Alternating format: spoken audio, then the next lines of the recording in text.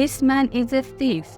He stole the smells from my shop," said the baker.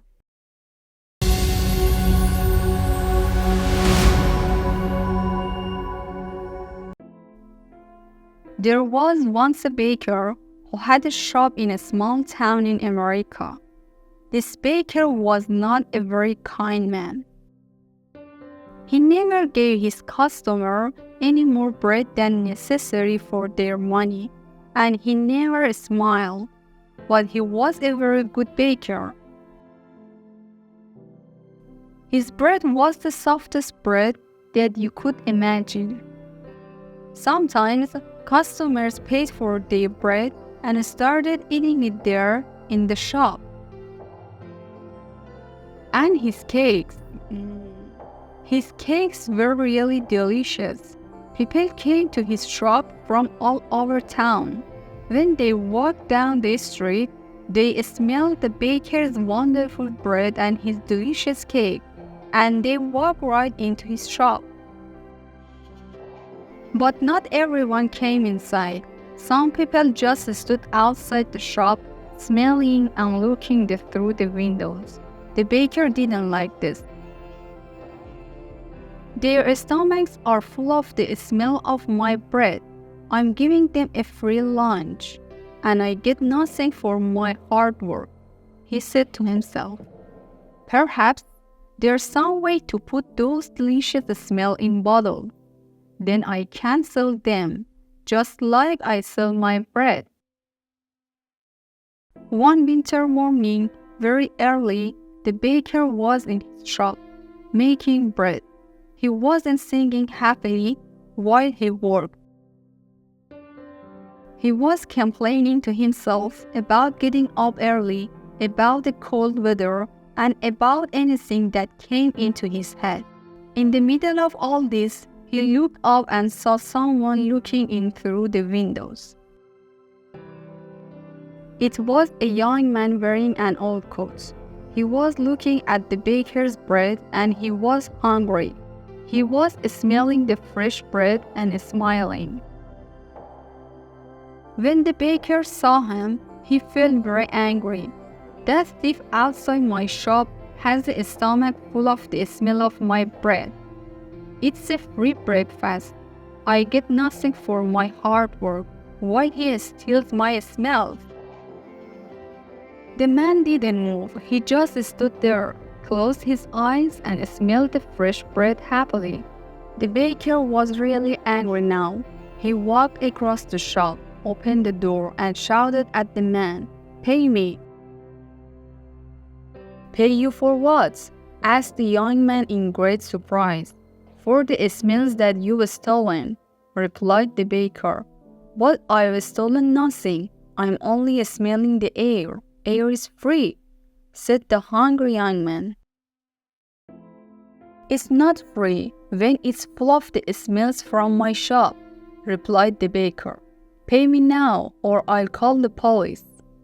When the young man didn't pay, the baker took him by the coat and pulled him through the snow to the judge's house. He knocked on the door. After a long time, the judge opened the door in his night clothes. He looked at the baker and the hungry young man standing outside in the street. It was 6 o'clock in the morning. What could be so important so early in the day? "This man is a thief. He stole the smells from my shop," said the baker. The judge was surprised. What all he said was, "Come in and tell me your story. But first give me time to dress myself." He went back into the house. After a few minutes, he came back, and he took them inside. They all sat down together around a large table. "All right, tell me everything. Baker, you start," said the judge. He listened quietly. First, the baker told him all about the hungry man who stole all his smells.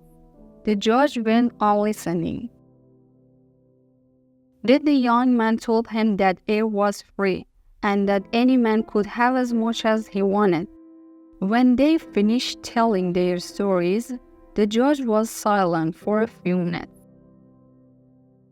The baker started telling him again of how the other man took all his smells without paying. "Stop, be quiet. I've decided what we'll do," said the judge. "Young man, do you have any money?" The young man put his hand in his pocket and took out a few coins. He showed them to the judge and said, "Sir, this is all the money that I have in the world. Give those coins to me," said the judge. The young man put them into the judge's hand. "I've listened carefully to both your stories," began the judge. "It's true that the smells were coming out of the baker's shop, and these smells belonged to the baker.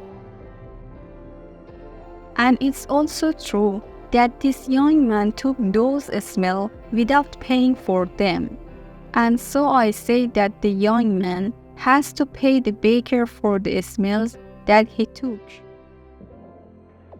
The baker smiled, perhaps for the very first time in his life. He held out his hand at once for the money, but the judge didn't give him the coins. "Baker, listen and listen carefully," he said.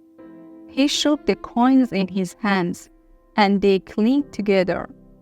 "They can't pay for the smells," he said to the baker.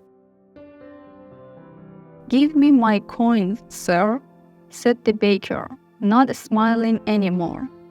"No," said the judge. "I've decided that the sound of money is the best way to pay for the smell of bread." And with that, he gave the coins back to the poor young man and told him to go home.